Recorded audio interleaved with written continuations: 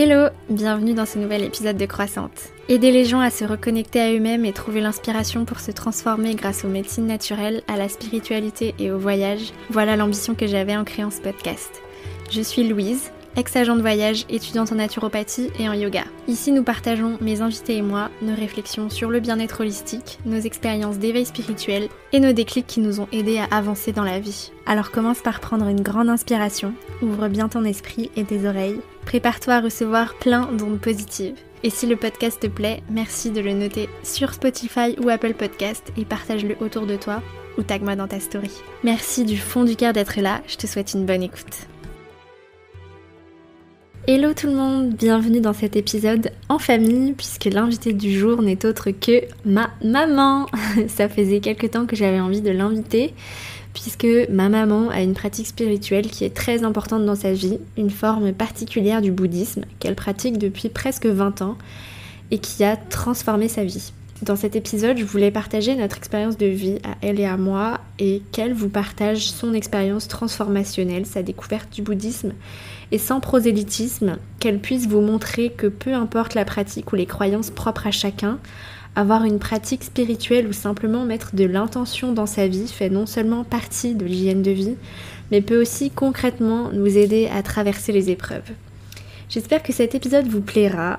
On l'a enregistré pendant les vacances de Noël, il y a un mois, et moi ça me fait très plaisir de le réécouter justement dans l'avion, car oui, je vous parle actuellement depuis ma chambre d'hôtel de quarantaine à Jakarta et j'ai monté l'épisode dans l'avion. J'ai donc tout quitté il y a quelques jours, y compris ma maman, donc c'est hyper émouvant pour moi de publier cet épisode où on est toutes les deux ensemble pour une des dernières fois aujourd'hui.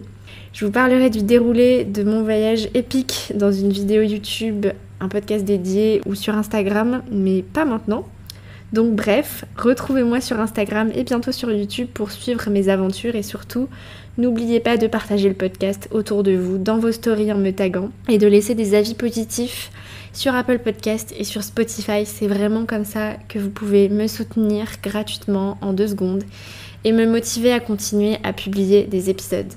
Je vous souhaite une bonne écoute et je vous dis à très très vite. Bye. Avant de commencer l'épisode, merci de m'accorder juste 30 secondes de ton temps pour que je puisse te parler d'un de mes partenaires affiliés, Yoga, la marque de CBD et produits issus du chanvre 100% made in France. Leur CBD est testé et approuvé par moi, ma mère, ma grand-mère et tous mes potes pour soulager anxiété, troubles du sommeil, douleurs, syndrome menstruel et j'en passe. J'ai d'ailleurs invité le fondateur de cette marque, Antoine Roux, une très belle âme, dans l'épisode 25 du podcast, si tu veux en savoir plus. Leur prix est déjà imbattable au vu de la qualité et de la durabilité de leurs produits, mais je t'offre encore moins 20% supplémentaire sur tout leur site avec le code Croissante, lien en description de l'épisode. Merci de soutenir cette marque et de soutenir mon podcast par la même occasion. Une petite commission me revient à chaque fois que quelqu'un utilise ce code. Je t'embête pas plus et je te laisse poursuivre l'épisode. Merci beaucoup. Bonjour maman. Bonjour ma fille. C'est trop bizarre de parler avec toi devant le micro. Eh bien merci de venir dans le podcast et d'avoir accepté de répondre à mes questions sur ce sujet qui est quand même un petit peu intime pour toi. Il n'est pas si intime que ça parce qu'on va parler de bouddhisme et le bouddhisme n'est pas si intime. Bon, tu vas d'abord commencer par te présenter et nous dire un petit peu comment tu as envie de te définir en dehors de toute case socio-professionnelle pour que les gens apprennent un petit peu à te connaître. Tu veux dire on sort du contexte professionnel Oui, voilà, tu peux te présenter comme tu as envie de te définir en tant que femme, en tant qu'être humain, pas forcément en tant que je suis chanteuse, nani nanana. C'est un peu compliqué parce que quand on est une artiste, la vie d'artiste c'est quelque chose de quotidien, ça nous remplit tous les jours, on se nourrit tous les jours, donc il y a les hauts et les bas. Effectivement, chanteuse, comédienne, auteure, compositeur, enseignante, puisque finalement je donne des cours de chant, mais tout ça, ça fait partie d'un tout et qui nourrit et la vie et notre pratique artistique et aussi sur le fait de vouloir toucher le cœur des gens. Puisque en réalité, le but pour moi de ma pratique professionnelle, c'est de toucher le cœur des gens, voilà, par ce que je vais exprimer, soit en tant que chanteuse, en tant que comédienne, en tant qu'auteur ou en tant qu'enseignante, pouvoir permettre aux gens de développer leur potentiel. Donc voilà, je me définirais comme quelqu'un qui a toujours été concerné par la possibilité d'apporter quelque chose aux autres. Trop bien. Est-ce que tu peux nous parler aussi de ton parcours? Qu'est-ce que tu as envie de partager dans ton parcours avec les auditeurs? Bon, moi, évidemment, je connais par cœur ton parcours et ta vie, mais quels sont les événements et les épreuves qui ont vraiment forgé la personne que tu es aujourd'hui et que tu as envie de partager à mes auditeurs? Je pourrais dire que j'ai eu une vie absolument extraordinaire au sens propre du terme et aussi sur le destin professionnel qui a été le mien, les rencontres, le travail, ce que j'ai pu faire. Mais là, je ne vais pas faire mon CV et on ne fait pas la pub de Haute-Brenner, donc le propos n'est pas là. Mais en tous les cas, une vie très riche, à la fois en choses magnifiques et en chocs, en choses très très dures. Une famille marquée par un karma un peu dramatique. On va laisser tout ça de côté, mais en tous les cas, ça fait partie de notre vie, c'est dans notre ADN. Il y a eu des choses très dures dans la vie de ma famille, donc qui ont eu des répercussions dans ma vie, probablement dans la tienne, et on le sait toutes les deux, et on essaye de faire au mieux. Et pour cela, j'ai décidé un jour de changer mon karma afin que ma fille, qui est, je dois dire, la personne la plus importante dans ma vie, ne fasse pas partie de cette boucle qui n'en finit pas, d'un karma où on n'arrive pas à être profondément et pleinement heureux. Et est-ce que tu peux quand même dresser rapidement une petite chronologie quand même de ton parcours artistique et de tout ça quand même? Je suis née d'une famille d'artistes. J'ai été élevée dans les loges des plus grands festivals ou des théâtres. Je m'endormais sous les tables de maquillage. Et ma grand-mère, elle aussi, avait une pratique artistique assez dense, même quand après elle n'a plus été sur le devant de la scène, elle enseignait. Ensuite, je suis rentrée au conservatoire et puis très rapidement, je me suis mise à travailler à la fois et au théâtre, dans un théâtre plus classique, et au music-hall. J'ai mal tourné, je suis devenue meneuse de revue aux Folies Bergères, tout en travaillant au théâtre sur des registres plus sérieux, mais le music-hall m'a permis de m'amuser, ayant un physique un peu rude comme ça, très typé. J'étais toujours destinée aux rôles difficiles, au moins au music-hall, et ben, j'ai pu un peu faire des choses plus amusantes. Mais à une époque où c'était pas la mode du tout et où il fallait pas tout mélanger. Moi, j'ai toujours tout mélangé, j'en suis très fière aujourd'hui. Aujourd'hui, les gens qui font du music-hall ou du théâtre revendiquent leurs appartenances à plusieurs chapelles artistiques, mais à l'époque, c'était pas le cas. Donc, c'était un peu compliqué et du coup, ça créait un déséquilibre entre la fille de music-hall qui faisait le tour du monde en chantant la chanson française et celle qui faisait du théâtre, qui essayait de faire du cinéma, qui essayait de décrocher des rôles. Donc c'était compliqué. Ensuite, c'est très compliqué aussi d'avoir une vie privée quand on fait ce métier. On croit toujours y arriver, mais c'est pas facile. Il y a toujours des problèmes d'ego, des problèmes de jalousie, des problèmes. Donc, de tout ça sont nés des problèmes dans ma vie personnelle, alors que j'ai toujours voulu et avoir une vie bien étanche entre ma vie personnelle et ma vie artistique. Malheureusement, il y a toujours eu des fuites qui ont fait que ça a été compliqué. Voilà, et aujourd'hui d'ailleurs je vis avec un artiste et finalement ça se passe très bien, il fallait juste trouver le bon et aujourd'hui c'est le cas. Ok. Je pense que ce qui pourrait bien situer aussi un moment important de ton parcours, c'est que tu nous racontes le moment de ta rencontre avec le bouddhisme. Où tu en étais dans ta vie à ce moment-là et dans quel état d'esprit tu étais et comment ça s'est fait. Alors, pour éviter de raconter notre vie, puisque cela nous est commun à toutes les deux, d'ailleurs si j'ai rencontré le bouddhisme, c'est un peu grâce à toi, c'est ça qui est amusant. C'est complètement grâce à moi. C'est un peu grâce à toi. Mais j'avais déjà rencontré le bouddhisme une première fois, quelques années auparavant. J'étais en tournée en Allemagne et j'avais entendu des danseurs qui m'accompagnaient. Je les entendais psalmodier un mantra et j'étais très étonnée. Et donc une des danseuses est venue m'expliquer ce qu'était ce bouddhisme-là. J'étais déjà très, très intéressée et pas surprise, puisque quand même notre grand-mère était déjà très plongée dans l'hindouisme, le bouddhisme, pratiquait le yoga, était une personne extrêmement spirituelle. Donc ça m'appelait, ça m'interpellait, mais pas suffisamment pour que je m'y colle. Donc voilà, et c'est quelques années plus tard, là on est en pleine catastrophe sur un accident de vie, un accident de parcours terrible, sur une séparation terrible qui se passe très mal, sur une perte de repères, sur une perte de tout, enfin, c'est-à-dire se retrouver du jour au lendemain parce qu'on a voulu absolument défendre un idéal qui n'était pas un bon idéal, se retrouver sans plus rien du tout, c'est-à-dire hébergé, avec pas de sous, pas de projet professionnel, plus de maison, des meubles bloqués dans des containers très loin. Et une petite fille de 8 ans et demi qui parle à peine le français et qui l'écrit plus du tout. Et quant à moi, à 44 ans passés ou 45 ans, incapable de passer le moindre casting, complètement détruite par l'événement personnel qui a été d'une immense violence, ayant quitté la France depuis un certain temps, puis opérée du dos, puisque quand on dit effectivement j'en ai plein le dos, ben, mon dos a lâché, donc j'ai dû être opérée au niveau du dos et accueillie à Paris de manière un peu compliquée, dans un contexte familial extrêmement compliqué.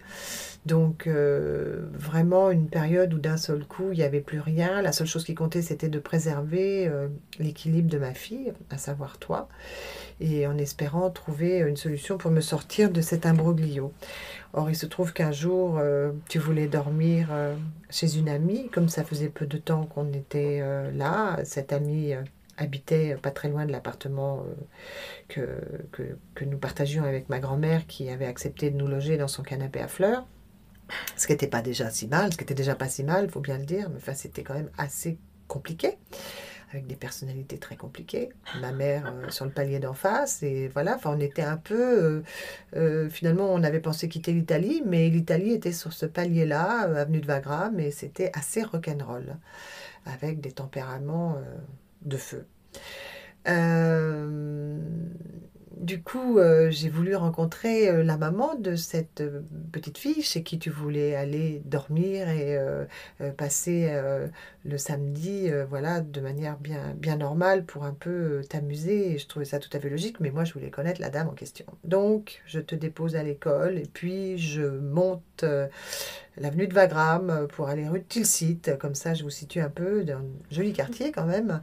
Et j'arrive dans cet appartement en marchant à 2 à l'heure, parce que je venais de me faire opérer du dos, donc j'étais pas très... j'étais pas terrible, quoi. La meneuse de revue, on voyait pas grand-chose, hein. On voyait une petite bonne femme qui se traînait un peu sur le trottoir.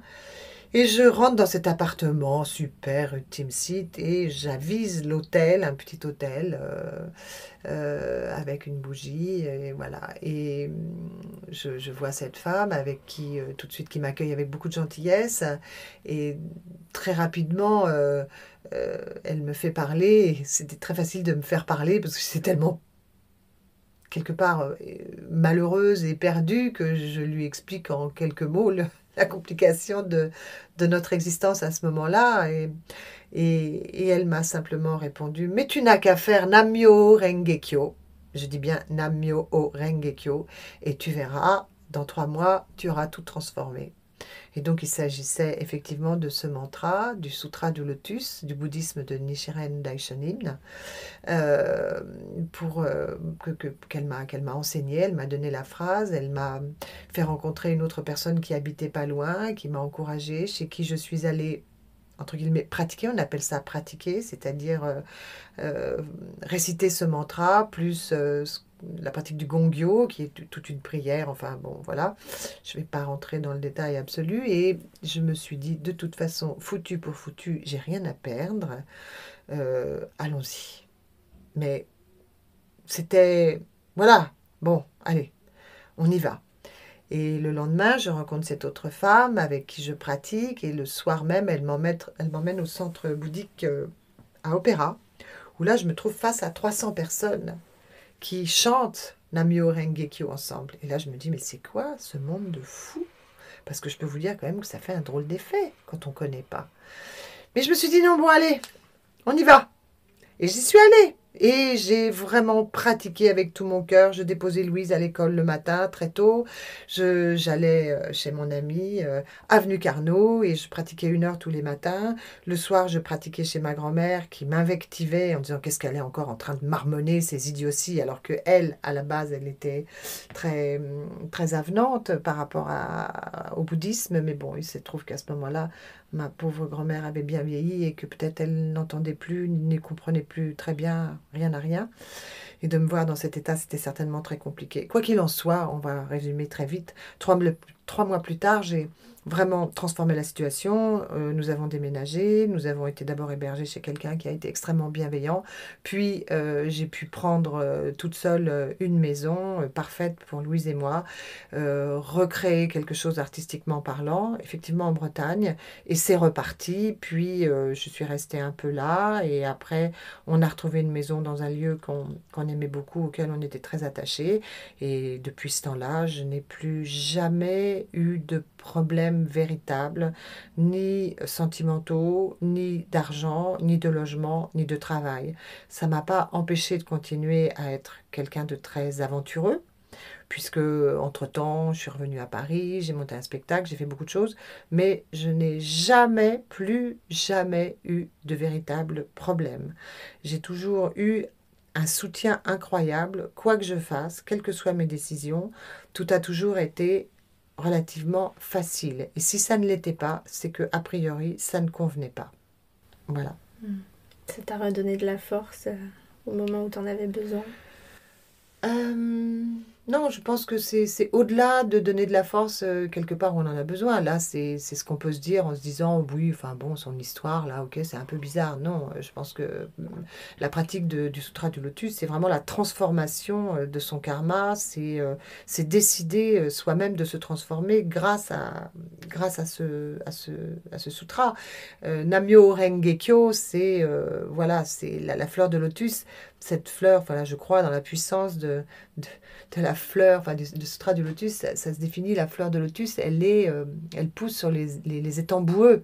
Donc cette fleur blanche et si pure arrive à fleurir au-dessus de la fange. C'est-à-dire que nous, on peut nettoyer, on peut tout nettoyer en nous et faire fleurir cette fleur qui est en nous, cette pureté, cette possibilité et cette force au-delà de toute espérance. Simplement, c'est notre décision. On ne va pas se mettre à pratiquer ou prier un Dieu qui est hors de nous, puisque tout vient de nous. En réalité, ce bouddhisme t'explique que tout vient de toi-même. Et que, d'ailleurs, il y a un bouquin qui s'appelle Un Bouddha dans votre miroir. Je crois que c'est la première des lectures qu'on peut donner pour les gens qui sont intéressés par le bouddhisme. Mais voilà, donc tout vient de nous et on peut tout transformer. C'est vrai que il y a ce qu'on peut dire les divinités bouddhiques qui sont là autour de nous, mais moi je veux pas faire de prosélytisme en parlant de ça. Voilà, c'est mon expérience. Ça va faire 19 ans que je pratique, donc c'est pas rien. J'ai même arrêté à un moment donné pendant 2 ans parce que j'étais tellement débordée de boulot et que j'y arrivais plus et que je culpabilisais de pas avoir le temps de pratiquer. Du coup, j'avais arrêté. Et comme j'avais tellement pratiqué, la pile était surgonflée, mais au bout de 2 ans, à un moment donné, il y avait à nouveau des choses qui apparaissaient, qui n'étaient pas sympas du tout. Et c'est toi qui m'as dit un jour, maman, arrête de nous emmerder, reprends la pratique. Oui, tu as dit ça. Mais oui, tu as dit ça. Maman, ça suffit. J'avais quel âge? C'était à quelle période? C'était, tu devais avoir 16-17 ans. Et tu dis, maman, tu nous casses les pieds. Et du coup, je suis revenue. Oui. Donc du coup, je me suis remise à pratiquer et j'ai aussi sec transformé la situation qui à l'époque, histoire histoire un peu ballotte avec quelqu'un avec qui je travaillais. Et voilà, mais ça s'enchaînait pas bien, il n'y avait pas d'huile dans les rouages et aussitôt l'huile s'est remise dans les rouages. Ok. Bon, tu as déjà un petit peu anticipé la question d'après sur Je voulais que tu nous parles un petit peu plus de la philosophie bouddhiste. Est-ce que tu peux faire un petit peu un entonnoir, nous parler dans les grandes lignes de la philosophie bouddhiste en général, puis de rétrécir les taux noirs au fur et à mesure et de nous parler de plus en plus, particulièrement de la pratique spécifique du Sutra du Lotus, de la Soka Gakkai dont tu fais partie. Alors, moi, je vais essayer d'être le plus simple possible, sans être dans une précision absolue. Je pense que pour les personnes qui peuvent être intéressées, vous pourrez aller ensuite fouiller. On parle très très bien du bouddhisme de Nichiren Daishonin, de la Soka Gakkai, qui d'ailleurs, à un moment donné, a été pointé par la Milvitude, là. Mais qui n'a pas été, voilà, ce n'est pas une secte. Des gens ont pu dire que la Soka Gakkai c'était une secte. Moi, ça fait 19 ans que je pratique que je pratique ce bouddhisme au sein de la Soka Gakkai, et je peux vous affirmer qu'il n'y a absolument rien de tel. En revanche, il y a une aide entre les pratiquantes qui est absolument incroyable. Moi, à chaque fois que j'ai eu un problème ou que j'ai eu besoin vraiment d'accentuer ma pratique et vraiment de me recentrer, j'ai toujours été incroyablement aidée. Alors, l'essence même du bouddhisme, en réalité, on pratique pour la paix. Ce qu'on appelle Kozen Rufu, c'est-à-dire c'est un mouvement, le bouddhisme à la base est un mouvement pour la paix. Donc la paix, oui, c'est bien joli. Donc ça commence déjà par être en paix avec soi-même, puis en paix avec ton voisin, avec ton immeuble, ou ton quartier, ou ton village, avec ta ville, avec ta famille. Oula, c'est compliqué parfois. Voilà, donc c'est avoir un comportement déjà qui est toujours bienveillant, qui jamais ne se plaint, jamais ne doute. Voilà, ce sont des choses à exclure, c'est le doute, la plainte. C'est à chaque fois que quelque chose de dur arrive ou une épreuve arrive, au lieu de se dire « oh là là, j'y arriverai jamais », c'est de se dire « voilà, le moment de tester ma pratique » et de se dire « chouette, je vais pouvoir pratiquer et vraiment essayer de transformer ces choses. » Donc c'est non pas reculer devant l'obstacle, mais c'est décider de le franchir, quel qu'il soit. Voilà, donc en fait, j'ai dit tout à l'heure que tout vient de nous, de nous-mêmes. Et bien voilà, on peut tout transformer en ayant un certain comportement de vie. On n'est pas parfait, bien évidemment, moi je suis loin d'être parfaite, loin s'en faut, mais en tous les cas, d'avoir de la bienveillance, d'essayer de ne plus critiquer personne ni quoi que ce soit. Pourtant, c'est tellement de sympa de dire des conneries sur les uns les autres, mais bon, voilà. C'est pas bien. 5 minutes, là. Voilà. Mais non, je plaisante, mais voilà, c'est vraiment de cultiver la bienveillance, d'être toujours prêt à aider les autres. Mais aider les autres, ça ne veut pas dire non plus donner de l'argent ou donner à manger, ou non, c'est donner des bons conseils, c'est permettre aux gens d'ouvrir leur esprit, d'ouvrir leur cœur et de retrousser leurs manches quand ils n'y arrivent plus, et d'encourager les autres personnes, voilà, ceux qui peuvent en avoir besoin. Et la transformation du karma, j'y crois profondément, parce que karma familial assez rude autour des femmes, oui, on peut arriver à devenir heureux grâce à la pratique. Voilà. Parce que le but, c'est d'être heureux. Le but, au départ. Et ensuite, c'est Kozen Rufu. Mais si on est heureux, on peut rendre les autres heureux. Si on est malheureux, on ne peut pas rendre les autres personnes heureuses. Encore une fois, il n'est pas question de prosélytisme dans ce petit podcast que tu me fais enregistrer. Effectivement, c'est mon expérience. Tout ce que je peux dire, c'est qu'à partir du moment où j'ai pratiqué, et aujourd'hui je continue, j'ai des tas d'expériences où j'ai pu transformer des choses hyper négatives avec vraiment la détermination, tout en pratiquant, en disant voilà, je décide de, et les choses se font, parce que tout se met en place dans l'univers, parce que tout ce qu'on envoie dans l'univers, eh bien ça nous revient. Ça, c'est la loi de l'attraction. Donc en fait, on peut dire que le but de la pratique, c'est de surmonter les épreuves et de transformer le négatif en positif. C'est comme ça que tu le... Alors, on pourrait dire ça, mais je vais quand même sortir une définition. Voilà. Le Sutra du Lotus affirme que toute personne, quel que soit son sexe, ses capacités, son statut social, possède les qualités d'un Bouddha. Elle a donc droit au même respect.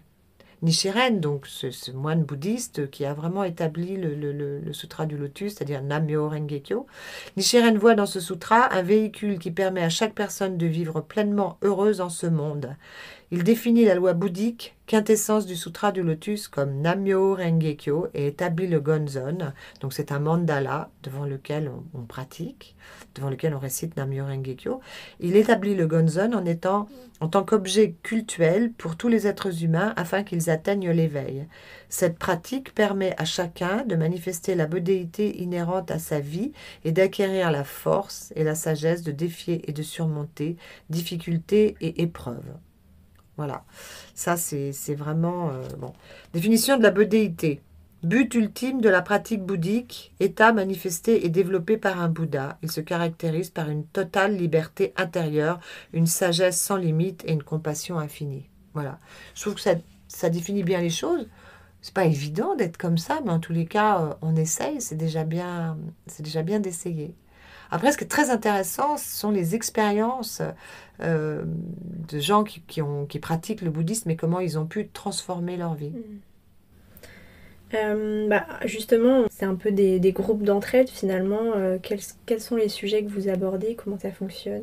Alors, d'abord depuis... Et qu'est-ce que vous en retirez surtout? Alors, depuis 1 an et demi, il n'y a plus de réunions en présentiel, puisque, en effet, il a été décidé que les clusters, ça ne passerait pas par, justement, ces réunions et par le bouddhisme. Donc, la prudence a été immédiate, puisqu'on a bien vu que sur les réunions religieuses, et bon, en plus, je tiens à dire que pour moi, le bouddhisme, certes, est une religion, mais est avant tout une philosophie.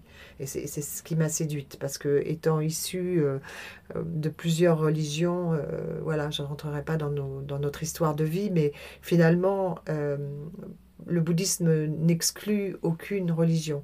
Donc il y a eu des grandes rencontres interreligieuses au sein de la Soka Gakkai extrêmement intéressantes, et moi c'est ça qui me séduit, c'est que ça n'exclut pas les autres religions et que bien au contraire.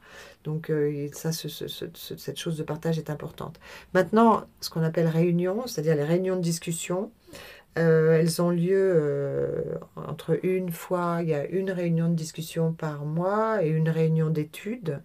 Les thèmes sont soit sur l'étude, donc soit vraiment sur les écrits de Nichiren Daishonin et sur la philosophie bouddhique qui nous permet de mieux comprendre, ça sont les études, et sur les réunions de discussion, les thèmes de la vie de tous les jours peuvent être abordés. On choisit des thèmes en fonction de ce qui se passe, toujours ayant quand même un lien avec l'étude. Mais ce bouddhisme est un bouddhisme de la vie de tous les jours. C'est pas, on part pas dans une chose ésotérique. Voilà, c'est un bouddhisme, c'est quelque chose de contemporain qui est d'aujourd'hui. On part pas dans, oh là là, on est parti dans des sphères loin, loin, loin. Nous, il s'agit de réussir à être heureux aujourd'hui, maintenant, rendre notre famille heureuse, trouver les moyens de développer notre état de vie, parce que c'est ça qui est très important, c'est l'état de vie qui se transforme quand on pratique, c'est-à-dire que d'un état de vie un peu faible, d'un seul coup on peut avoir un état de vie plus fort et pouvoir réagir de manière plus positive face aux événements. Mais je m'égare pas complètement, puisqu'en fait les réunions, donc alors c'était plutôt sympa parce que bon voilà, il y a des personnes qui accueillent ces réunions, qui ont des responsabilités au sein de la Soka Gakkai, ce qui est mon cas, puisque effectivement j'accueille une réunion, mais maintenant ça ne se fait pour le moment que grâce à Zoom. Qu'est-ce qu'on ferait si on n'avait pas Zoom aujourd'hui, si on n'avait pas tous ces éléments, donc voilà. Mais il y avait aussi des séminaires formidables où on rencontre des gens qui pratiquent depuis très longtemps, qui nous font partager leurs expériences de vie, parce qu'en réalité, eh bien, en fait, qu'est-ce qui nous amène à un moment donné à se dire, ouais, c'est incroyable, c'est-à-dire ce sont les expériences des gens qui, en pratiquant, ont transformé leur vie, sont passés d'un état de vie ou d'une certaine vie à une autre vie et qui ont complètement transformé leur vie, qui ont réussi à réaliser des choses absolument incroyables grâce à leur pratique. Ça n'est pas une baguette magique, mais cette pratique, plus la détermination, plus on dit foi, pratique, action. Donc voilà, la foi, la pratique et l'action. C'est-à-dire que ce n'est pas une baguette magique, hein, ça ne va pas vous tomber tout cuit dans le bec. Mais à partir du moment où on va convoquer une certaine énergie, une force en soi-même, parce que c'est en nous-mêmes qu'on cherche ça. Parce que finalement, le Sutra du Lotus, Nam-myoho Renge-kyo, c'est un peu l'effet, quand on pratique Nam-myoho Renge-kyo, comme si on faisait remonter tout du plus profond de son corps pour tout nettoyer et arriver à beaucoup plus de clarté et de clairvoyance qui nous permet d'affronter les obstacles avec beaucoup plus de force et éventuellement de prendre des décisions importantes et de réaliser des rêves et de réaliser nos rêves les plus fous. Mais évidemment, derrière ça, il faut aussi avoir le travail qui suit avec, ou en tous les cas, toutes les actions qui vont aller avec les décisions et les choix qu'on va faire dans sa vie. En tous les cas, moi, à chaque fois que je pratique sérieusement pour quelque chose, avant de faire cette chose, à chaque fois, c'est extrêmement clair. Et j'arrive à réaliser des trucs que je n'aurais jamais pensé réaliser autrement. Donc, ces réunions permettent de temps en temps de s'encourager parce que l'expérience des uns, l'enseignement des autres font que d'un seul coup, on ressort de ces réunions rasséréné, puisque il est certain que parfois, on se pose des questions parce que c'est normal. Mais ça permet d'évacuer ses doutes et c'est pas du tout de l'endoctrinement. C'est pour ça que vraiment je dois être très attentive à tout ce que je raconte. Je le fais avec mon cœur. Et encore une fois, il faut aller fouiller, regarder. De toute façon, il y a beaucoup de gens qui pratiquent. Il y a forcément quelqu'un qui pratique autour de vous. Donc en fait, pendant les réunions, ce que je trouvais intéressant dans ce que tu disais, c'est que c'est une pratique spirituelle qui est ancrée dans le quotidien, que c'est pas de l'ésotérisme qui part loin, c'est par exemple, tout simplement, dans vos réunions, vous parlez de vos problèmes quotidiens, des épreuves auxquelles vous faites face actuellement, et vous soutenez les uns les autres, en fait, et vous essayez de grandir, de vous inspirer les uns les autres pour grandir. En fait, bien sûr, c'est-à-dire que déjà, c'est essayer parfois on ne voit pas toujours bien clair et on a une vision des choses un peu pas tout à fait claire quand on est trop au milieu d'un souci quelconque ou d'une difficulté. Après, c'est vrai que on va dire que la première des stratégies, lorsqu'on est face à un véritable problème. La première des stratégies, c'est de se mettre devant son gonzon, donc devant son mandala, le petit hôtel dans lequel on met ce mandala où est écrit ce Sutra du Lotus et tout un tas d'autres inscriptions. Voilà, c'est un bel objet d'ailleurs.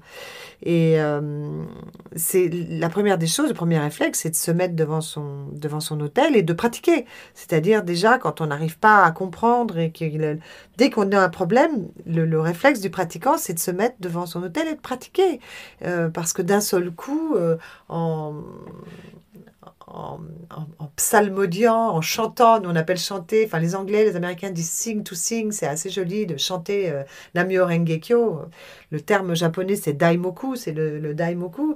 D'un seul coup, de se laisser aller à ce mantra, petit à petit on se calme et on décide de trouver la solution, on décide de trouver les possibilités de réaliser ou de contrer le souci ou de surmonter l'obstacle. Voilà, donc c'est la première des choses. Donc on en revient toujours à ça. C'est-à-dire que plutôt que de se lamenter et de se dire je vais pas y arriver, comment je vais faire, d'appeler toutes les copines et les copains en disant là là, il m'arrive une tuile terrible, c'est de se coller devant son gonzon et de se dire bon, Nam-myoho Renge-kyo, on y va maintenant.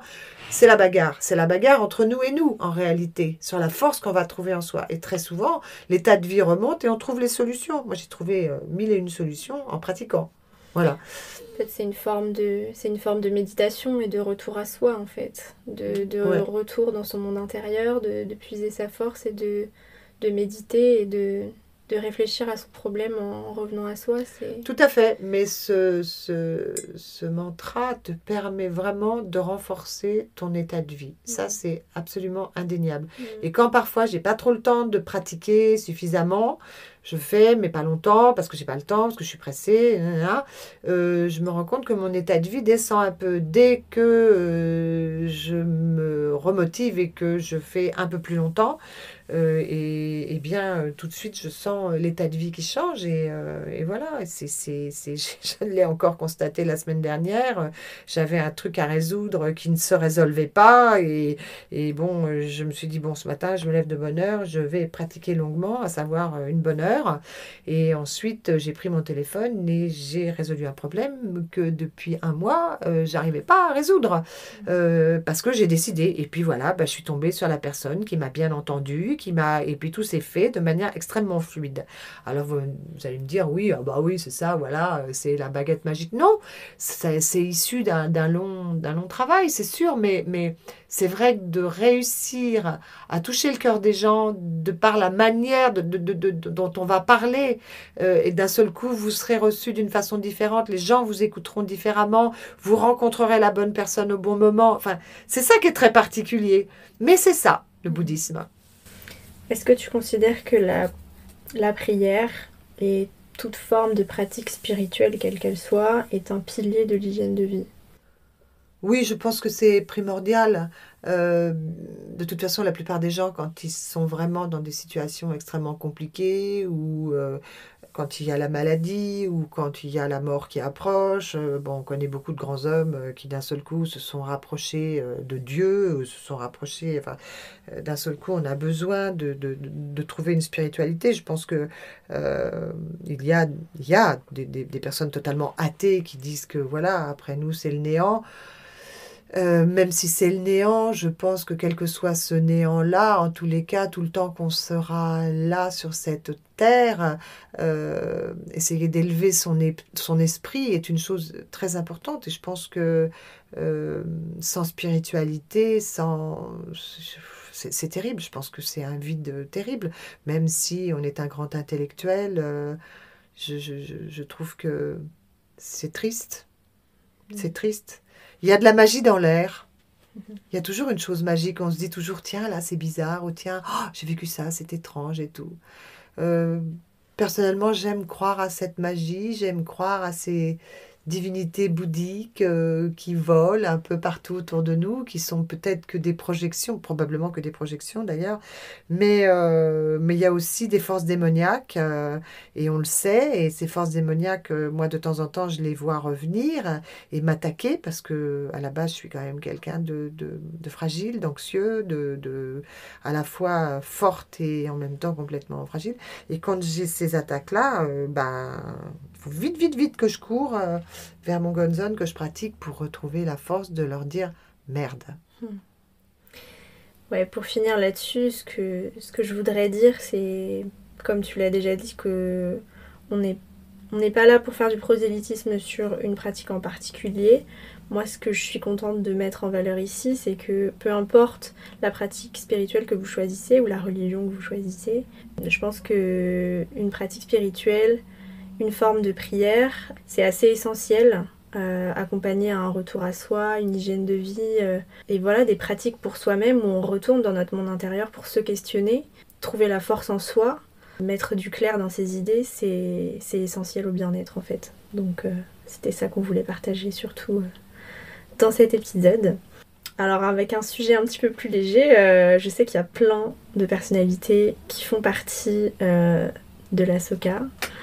Est-ce que tu peux nous dire un petit peu, c'est l'instant people, si tu peux nous citer les personnalités connues qui font partie là, de une des plus connues, c'est Tina Turner, qui d'ailleurs dans le film qui a été fait sur sa vie, on la voit devant son gonzon pratiquer lorsqu'elle a décidé vraiment de se séparer de Ike, donc puisque au départ c'était Ike et Tina Turner, et lui était un homme extrêmement violent et alcoolique, et elle était dans cette mouvance. Enfin bon, ce sont les grandes années, ces années 60, elle a décidé de reprendre sa carrière en main et de se séparer surtout. Et elle n'était plus rien et détruite comme on peut l'être quand on vit dans la violence et tout ce qui s'ensuit. Et grâce à cette pratique, elle a complètement transformé sa vie et fait une deuxième carrière qu'on connaît, totalement exceptionnelle. Et elle a vraiment, elle en parle, elle vient de ressortir un deuxième bouquin d'ailleurs, Mon chemin spirituel, c'est ça, hein, que je viens d'acheter. Et il y a aussi l'histoire de sa vie où elle parle de ça, et où vraiment, elle parle très très très bien du bouddhisme. Et il y a cette scène terrible où elle en parle, où il était très en colère, son ex-mari, et il est venu dans sa loge avec un couteau.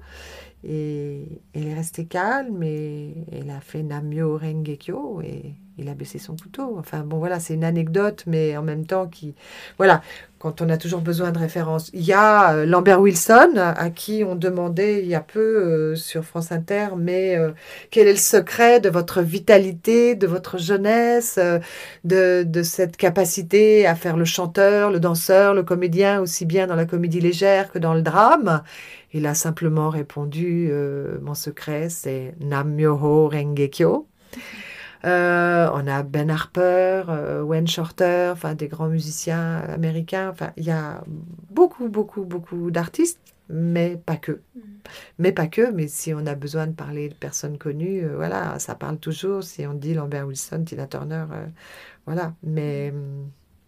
sont des personnes qui aujourd'hui revendiquent complètement leur pratique et en disant qu'effectivement c'est ça qui leur a permis d'épanouir, parce que on a vraiment, c'est comme si on nettoyait, pratiquer c'est nettoyer et faire apparaître, c'est polir son propre miroir.